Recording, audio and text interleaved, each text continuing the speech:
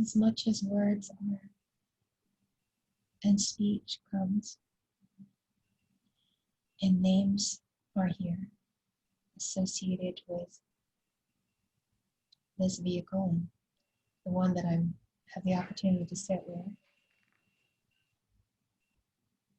We know that there's so much more, and yet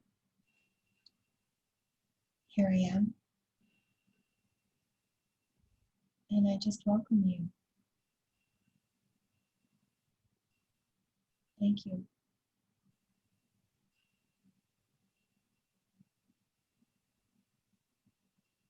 So for those that are witnessing this video,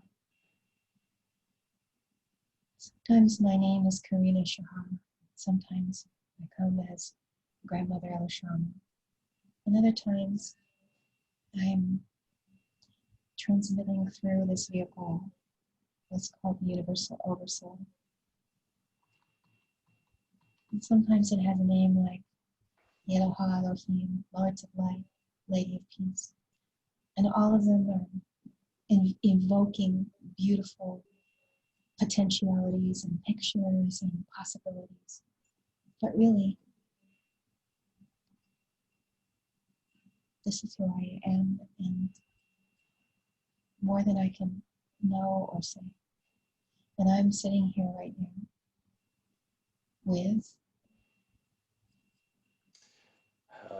Hello, I'm Denali. And with my wife, we share the teaching about the alchemy of innocence in Niwot, Colorado.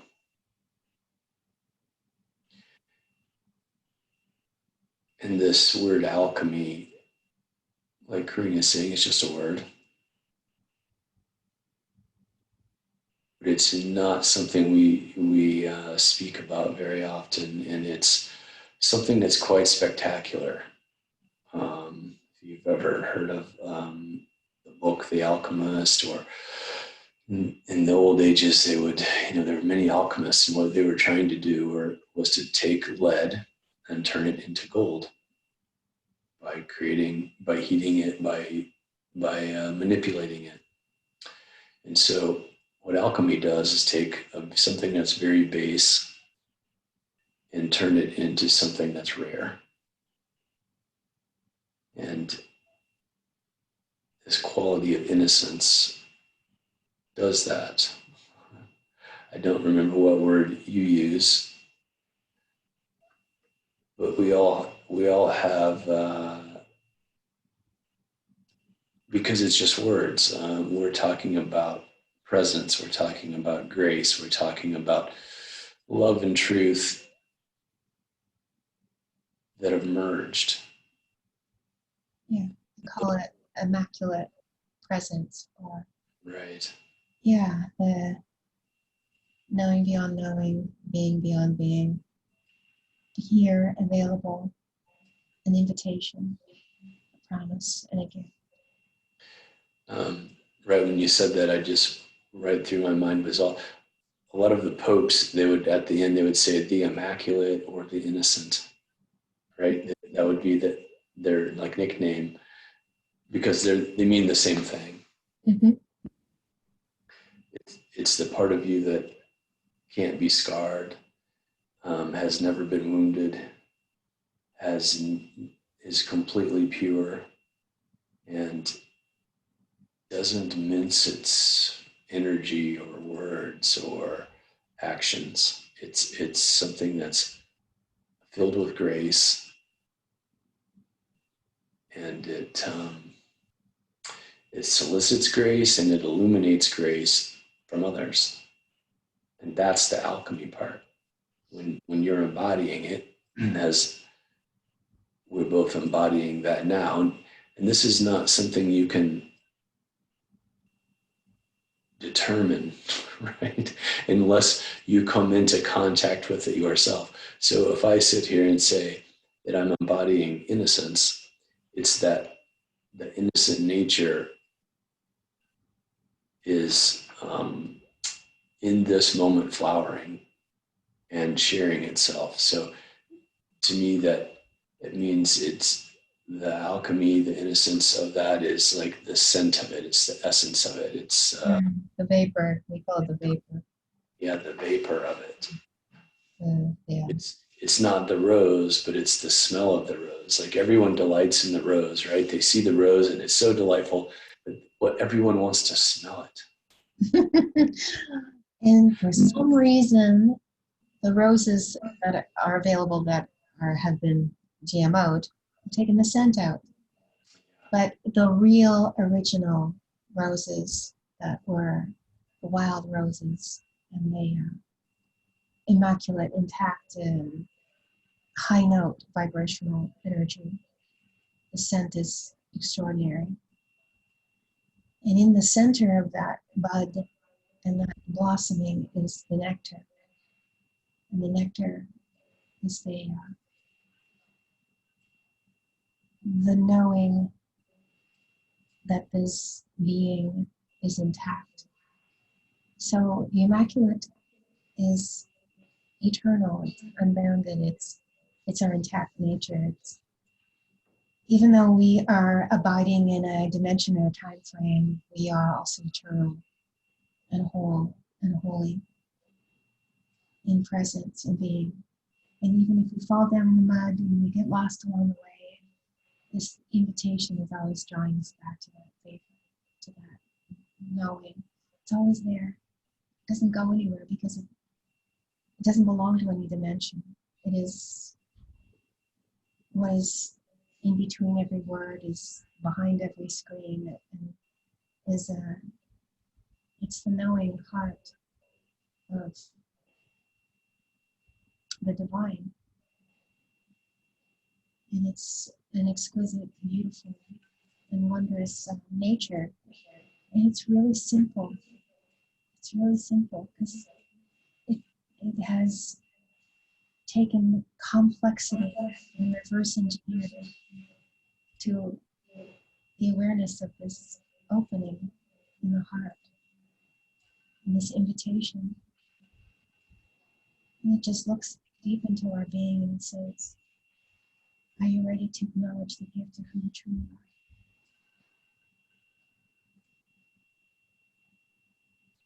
Are you ready to be here? Yeah, and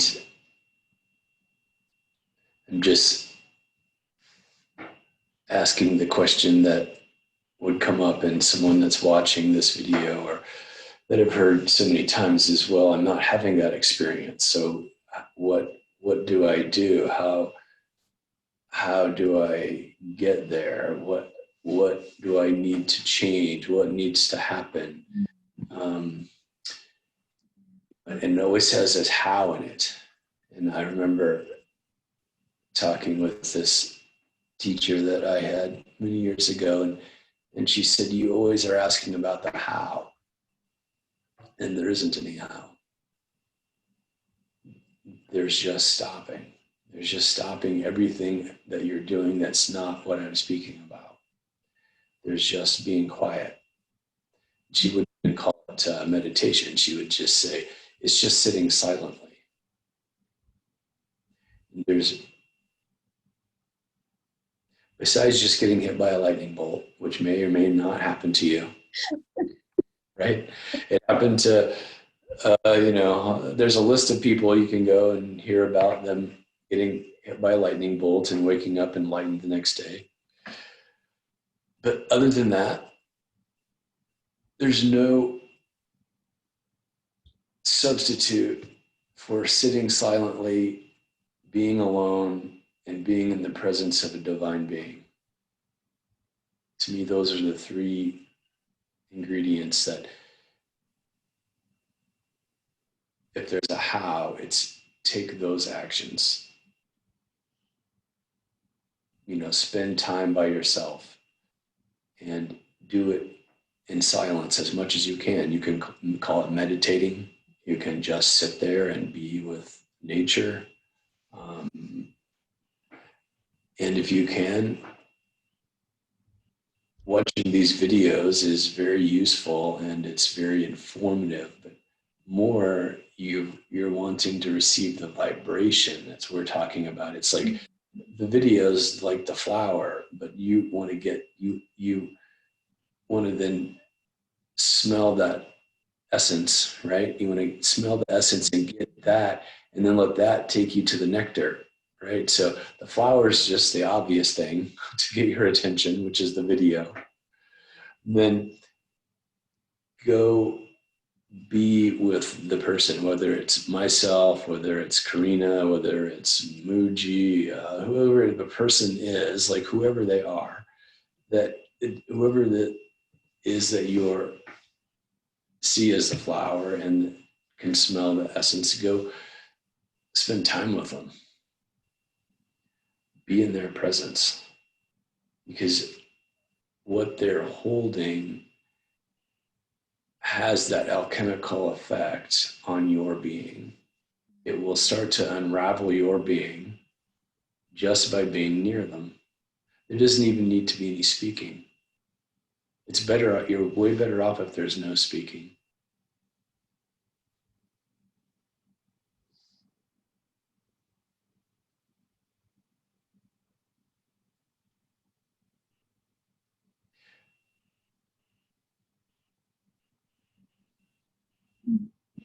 And all that does, right? All these things do is prepare you for that full yes, like you were speaking about. There has to be a willingness, and then there has to be a yes. Yes to this moment, yes to all that is, yes to how I am, yes to the journey that brought me here, yes to whatever lies in front of me on my path, yes to however challenging it is, yes to the emotions that come with it, to the annoying thoughts that try to lead me astray.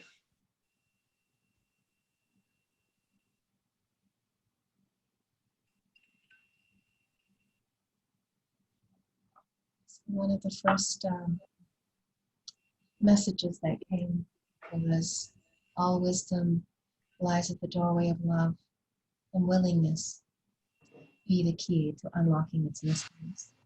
Right. Yes, it's exactly how it works. There is a order and sequence and timing to all of it. You cannot manipulate the order, sequence, and timing of things. You can't like bang the door, let me in. Come on, Right. where's the key? I got this key. What do you think? Does that work?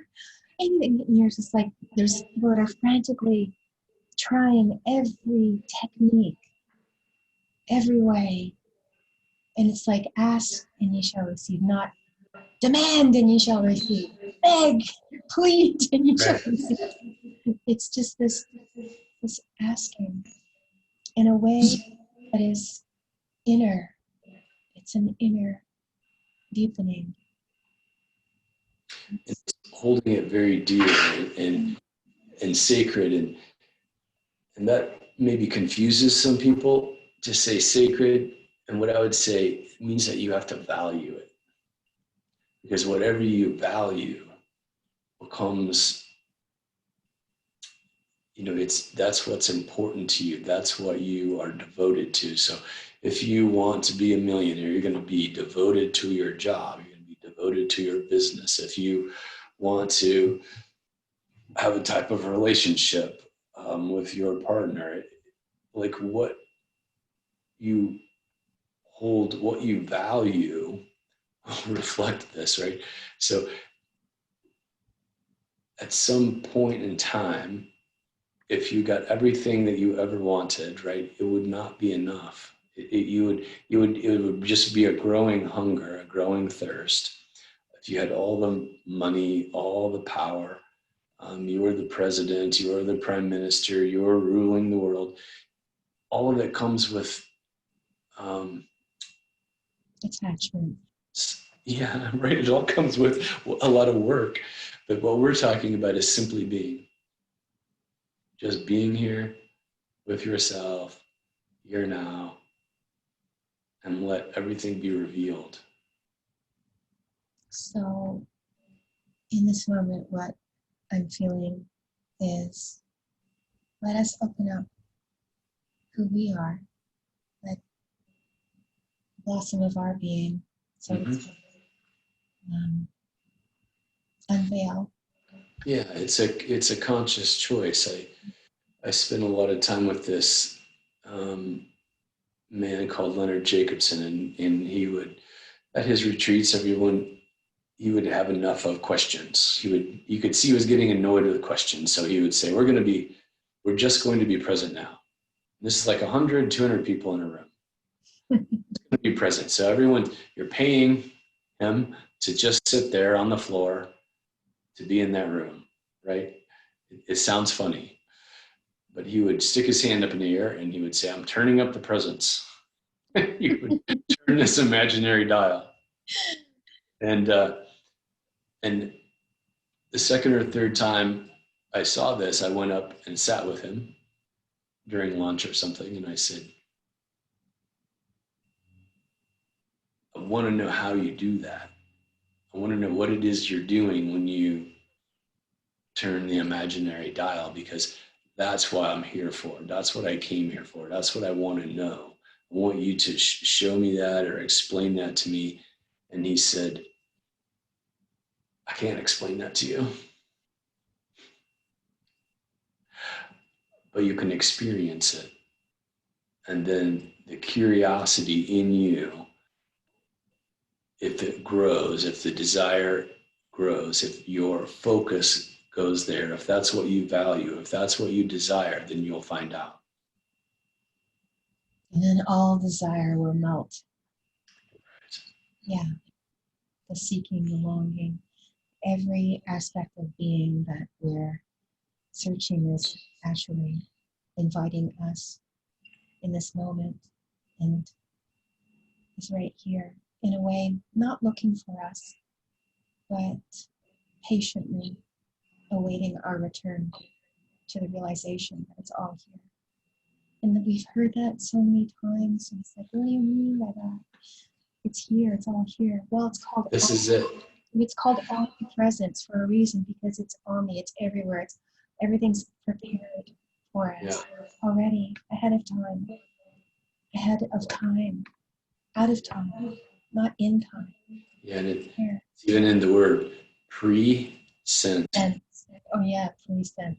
It was sent now. Arrived now. Right. Right. So in this moment, we can both choose, and if you're watching, you can choose to join in. And what Karina's saying is, reveal yourself. There's only one self. There's only one mind. There's one heart. There's one being. There's one presence. There's one truth. There's one love. And you can open your physical being up to let it flow through and emanate. So we can just choose to do that now. And I think that's what we're agreeing to do. So it will be like we're turning that dial. You will notice.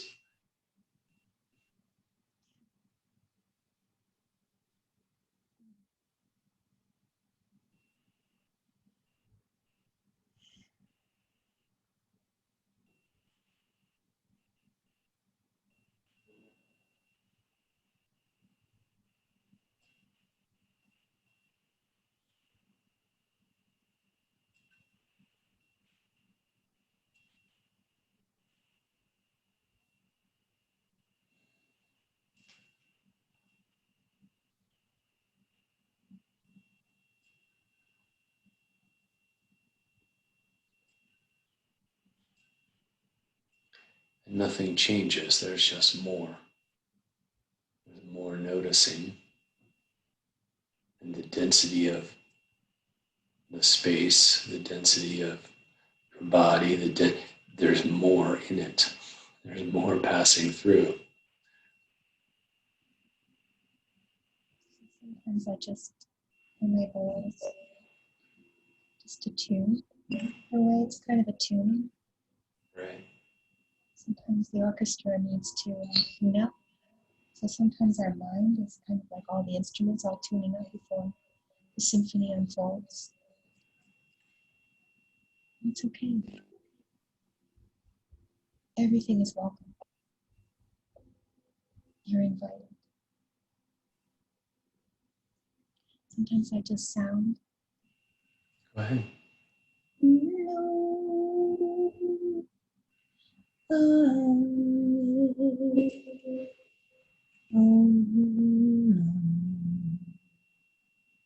And it just falls into silence.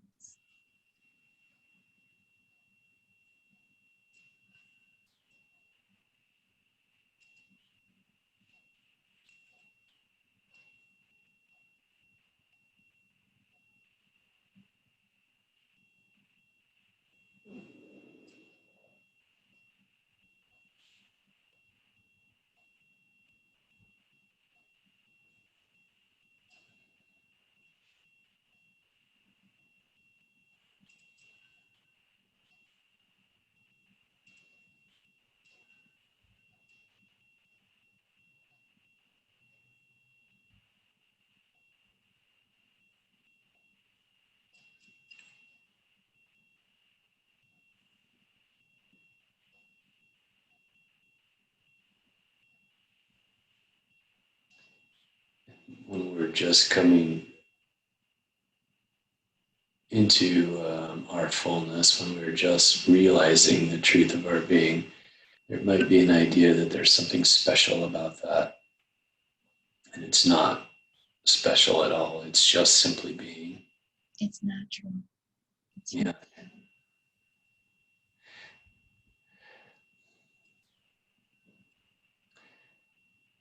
And if you doubt the possibility that your mind be silent and your heart be open and receiving and flowing, if you doubt you have the capacity for that, you've already mastered the biggest illusion. The most difficult trick in the universe is to not be here, to be not present. You've already mastered the biggest illusion. it's like falling through the door backwards. Right, that has ever occurred. So this is simple. It's just been overlooked. Because it's right here, hidden in hidden sight. It's not hidden.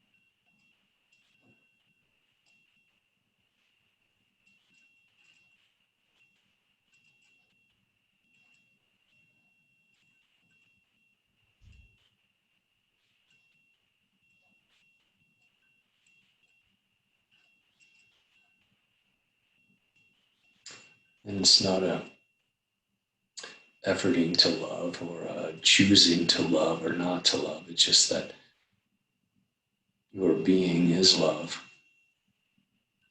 Part of your being that's flowing is love. And it makes more sense when you know this, when you experience this. You like some things or don't like some things, or like some people or don't like some people, but you love everything and you love everyone.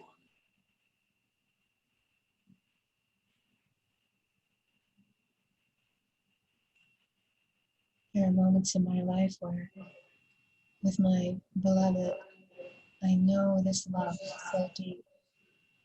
I would prefer certain things to be different than they are. Maybe I don't like all of the ways, but at my heart and core, love is there, and this is true for who I am and all. And it's so important to just declare that, honestly. Yeah. It doesn't mean you like it. That's,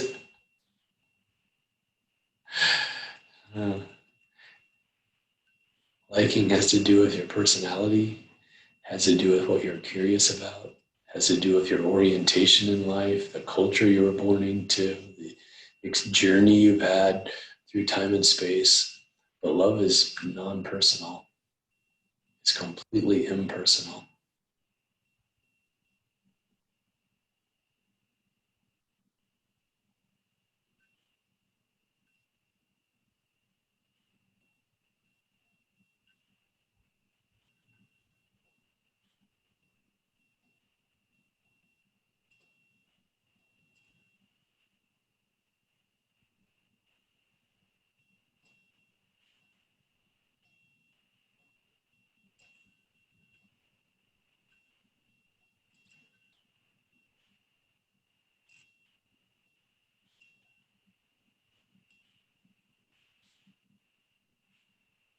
It requires no explanations. It does not need definitions to be defined. Even as we glance towards just the edge of that, just touching the edge of the fabric of something that is so familiar, and knowing that it is the expanse of all being.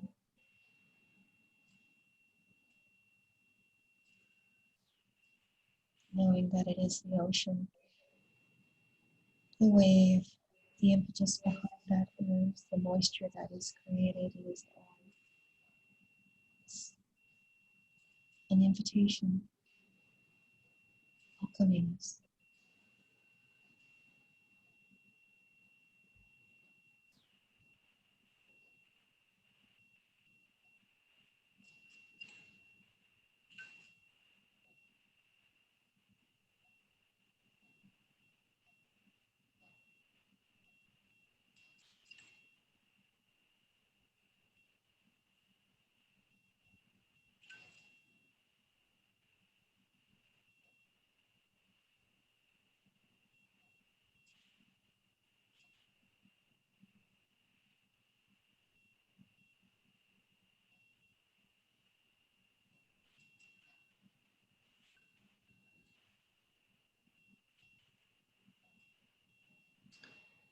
And if any of these descriptions or experiences bring up the feeling of being challenged in you, or that it's challenging to remain present, it's challenging to love, it's challenging to drop your preferences or opinions or thoughts, know that you're not alone. That is happening to each of us. This is a very challenging planet to have a body on. This is a very challenging place to be. This is a very challenging time to be here. This planet is going through such a shift that it's not been known in this universe that beings could evolve and grow so rapidly as they are right now on this planet. The more chaos there is, means the more destruction of old paradigms and the more growth of new ones.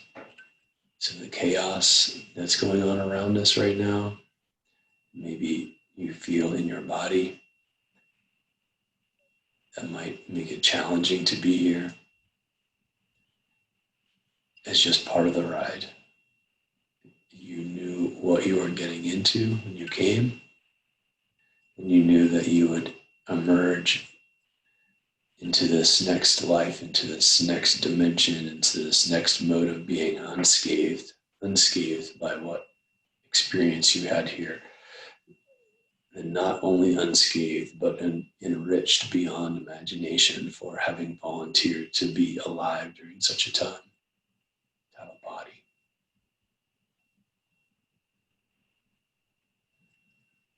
As all the old archetypes that we're a part of the age we are transitioning through. This is the culmination of eons of ages in the turning of this heap. And so all of those archetypes that have served on all levels complete their course of awareness, dissolve and return back to the presence of compassion. And so we feel that in ourselves. Many of these archetypes are representative of the specific use and knowings and awareness. And so as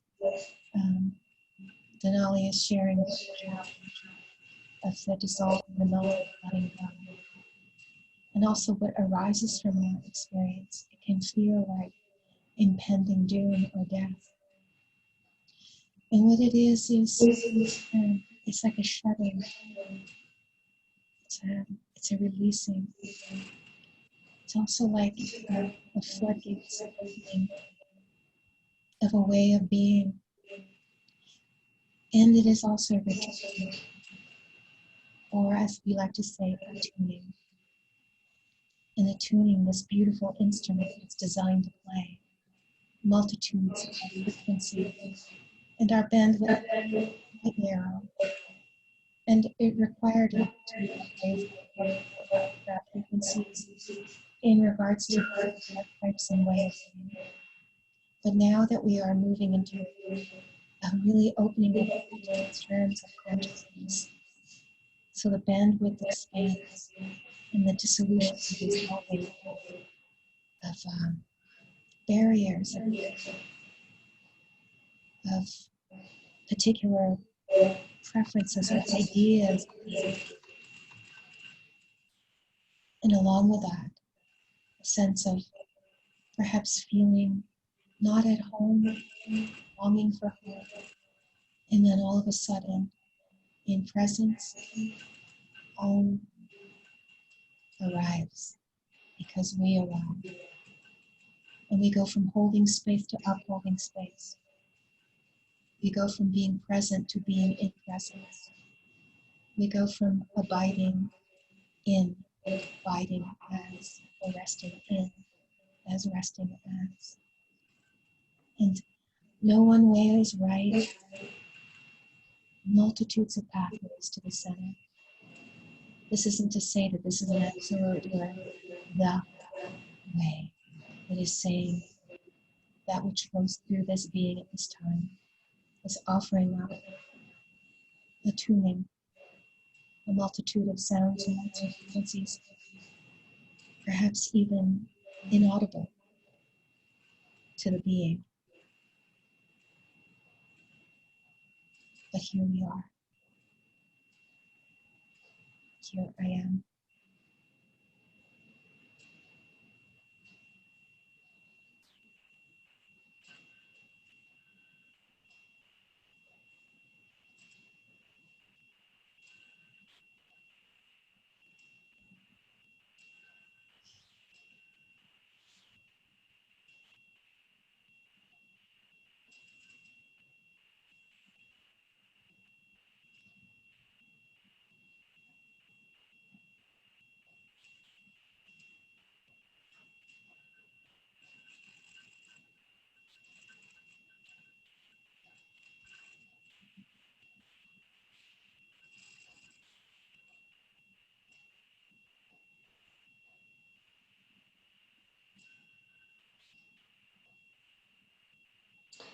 It's a very exciting time to be alive. So I think what we're both describing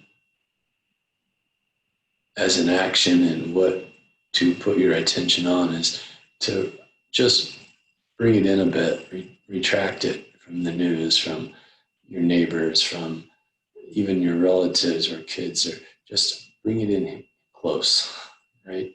And then this presence, this simplicity that we are right now, that you may be noticing, becomes way more available. So bring it in close. You don't even have to be sitting with your eyes closed. You could be driving your car or brushing your teeth or taking a bath or doing anything that doesn't require your mind. Just let the body relax. Let the nervous system take a break. Let everything sort of just settle in and relax. And where that goes is to your path, to your orientation. Just like Karina was saying, there are infinite numbers of ways to get to the center of a sphere from the edge of the sphere. It doesn't matter the path, but feel the energy of the center, and it'll pull you to the center. You won't have to look for it. You won't wonder where it is. Align yourself with the energy of the center.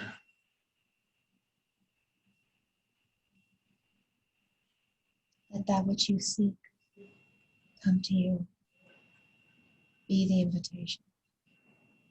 Welcome in the breath.